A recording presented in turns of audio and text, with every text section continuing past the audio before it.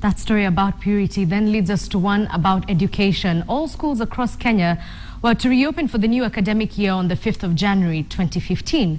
However, this was disrupted by a nationwide teacher strike that was called off on the 15th of January.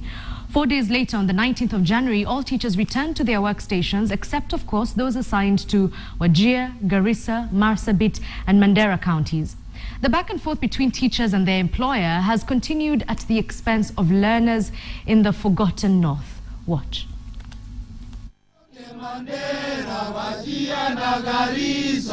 As teachers in Nairobi camp outside the Teacher Service Commission headquarters, there are those that have defied the call and have returned to work despite claims of insecurity and harassment by natives of northeastern region.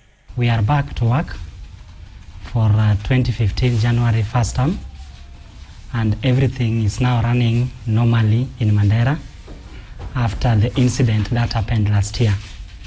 That was an isolated incident that I will appeal to everybody who loves this country to treat it as an isolated case.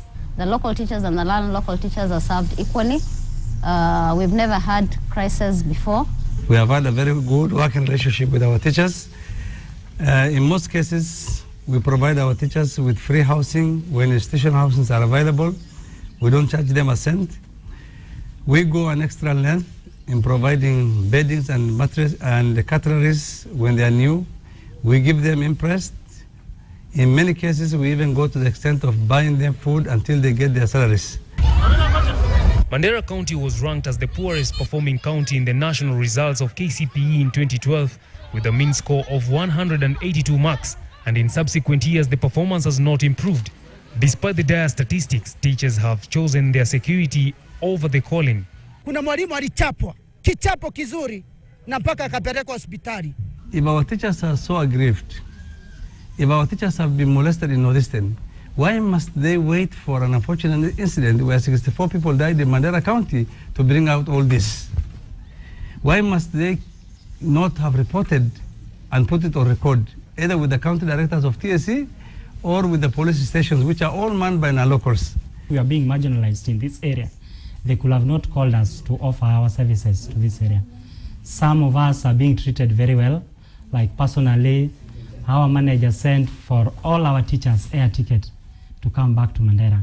189 public primary schools and 44 secondary schools have been affected by this boycott. Walimu hawatarudi Mandera, walimu hawatarudi Wajir, walimu hawatarudi Garissa. If they don't want to go back, ambao wengine wanafanya ukora just because they never wanted to work in that place and those were the only jobs available when they're being recruited, just go and resign and look for another job. We'll recruit some more teachers from the rest of the country again and take them there. While residents agree that security has been an issue of concern, they say that the teachers are blowing it out of proportion. Na sikia watu wanaongea huko na huko kusema sijui huko usalama ni mbaya, na waeleza kwanza issue ya the teachers waje warudi wafanye kazi. Mimi niko Mandera saizi na waeleza ya kwamba usalama iko shwari. It is very unfortunate that the whole secretary is keeping teachers in Nairobi, turning the KNUT office to be a bedroom for teachers, giving them bread and tell them not to go to report for duties in Northeastern Province. I advise the chairman of NAT, the secretary of NAT, Mr. Sosion, to stop misleading other Kenyans on the situation in Mandera, because first, he's never been to Mandera himself. He doesn't know the situation in Mandera. As the first term for all public and private schools across the country draw near towards the end, it will be a different matter to comprehend for school-going children in Garissa, Wajir, Marsabit and Mandera if teachers do not come to rescue their syllabus that has already fallen behind schedule. Stanley Mbichu, KTN, Nairobi.